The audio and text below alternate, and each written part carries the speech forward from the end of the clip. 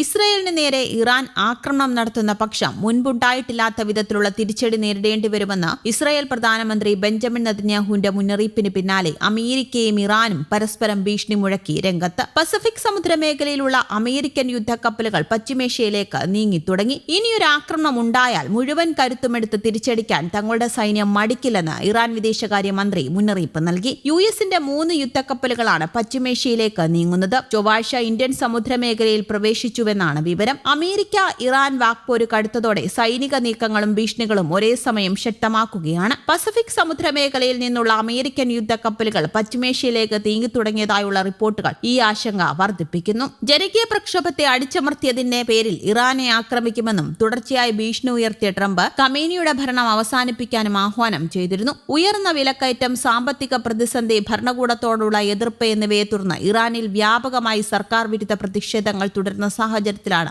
ഈ നീക്കം. യുഎസ് ആസ്ഥാനമായ വാർത്താ നെറ്റ്വർക്കായ ന്യൂസ് നേഷനാണ് നേരത്തെ യുഎസിന്റെ നീക്കത്തെക്കുറിച്ച് റിപ്പോർട്ട് ചെയ്തത്. യുദ്ധക്കപ്പലുകളുടെ സ്ട്രൈക്ക് ഗ്രൂപ്പ് ലക്ഷ്യസ്ഥാനത്തെത്തുകയാണെന്നാണ് റിപ്പോർട്ട്. USS എബ്രഹാം ലിങ്കൺ എന്ന വിമാനവാഹിനി കപ്പലാണ് നേതൃത്വം നൽകുന്നത് എന്ന സൂചനകളും നേരത്തെ പുറത്തു വന്നിരുന്നു. അതേസമയം US സൈനിക താവളങ്ങൾ ആക്രമിക്കാൻ ഇറാൻ പദ്ധതിയിടുന്നതായും നേരത്തെ US സ്റ്റേറ്റ് ഡിപ്പാർട്ട്മെന്റും ആരോപിച്ചിരുന്നു. പശ്ചിമേഷ്യയിൽ ആശങ്ക നിലനിർത്തുന്നതിനുള്ള USന്റെ ശ്രമങ്ങളാണിത് എന്നായിരുന്നു ഇറാന്റെ മറുപടി. US സ്റ്റേറ്റ് ഡിപ്പാർട്ട്മെന്റ് പേർഷ്യൻ ഭാഷയിൽ പങ്കിട്ട എക്സ്പോസ്റ്റാണ് അന്ന് അഭ്യൂഹങ്ങൾക്ക് കാരണമായത്. US വ്യോമതാവളങ്ങൾ ആക്രമിക്കാൻ ഇറാൻ ശ്രമങ്ങൾ നടത്തുന്നു എന്ന് വിവരം ലഭിച്ചു എന്നായിരുന്നു പോസ്റ്റ്. USനെതിരായ ഏതൊരു ആക്രമണവും ശക്തമായി തിരിച്ചടി നേരിടുമെന്നും എല്ലാ സാധ്യതകളും മുന്നിലുണ്ടെന്നുമാണ് US പോസ്റ്റിൽ വ്യക്തമാക്കിയിരിക്കുന്നത്. അതേസമയം ഇറാൻ പരമോന്നത നേതാവ് ആയത്തുള്ള അലി ഖമേനിയെ ലക്ഷ്യമിട്ടാൽ അത് പൂർണ്ണ യുദ്ധത്തിലേക്ക് നയിക്കുമെന്ന മുന്നറിയിപ്പും ഇറാൻ നൽകുന്നു. ഖമേനിക്കെതിരെ കൈ നീട്ടുന്നവരെ ലോകം ചുട്ടുചാമ്പലാക്കുമെന്നായിരുന്നു ഇറാൻ സായുധ സേനയുടെ വക്താവ് പ്രതികരിച്ചത്. അമേരിക്കൻ പ്രസിഡന്റ് ഡൊണാൾഡ് ട്രംപ് നടത്തിയ പ്രസ്താവനകൾ എരുതിയിൽ എണ്ണയൊഴിക്കുന്നത് പോലെയായി. തന്നെ വധിച്ചാൽ ഇറാനെ ഭൂമുഖത്ത് നിന്ന് ഇല്ലാതാക്കാനുള്ള ഉത്തരവുകൾ നൽകിയിട്ടുണ്ട് എന്ന ട്രംപിന്റെ വാക്കുകൾ മേഖലയിൽ ആശങ്ക കൂട്ടി. ഖമേനിയുടെ ഭരണം അവസാനിപ്പിക്കണമെന്ന ട്രംപിന്റെ ആഹ്വാനം നേരത്തെ തന്നെ വിവാദമായിരുന്നു.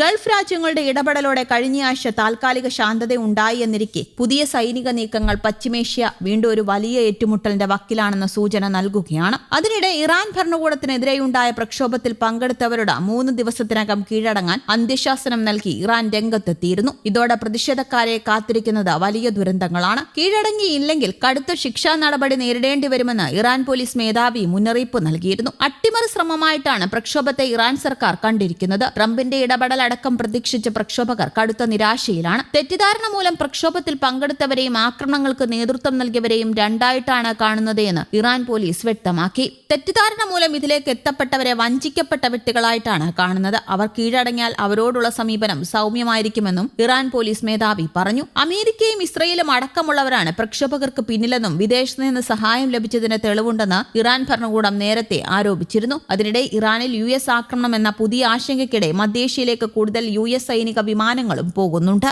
News desk, Kerala Kaumudi.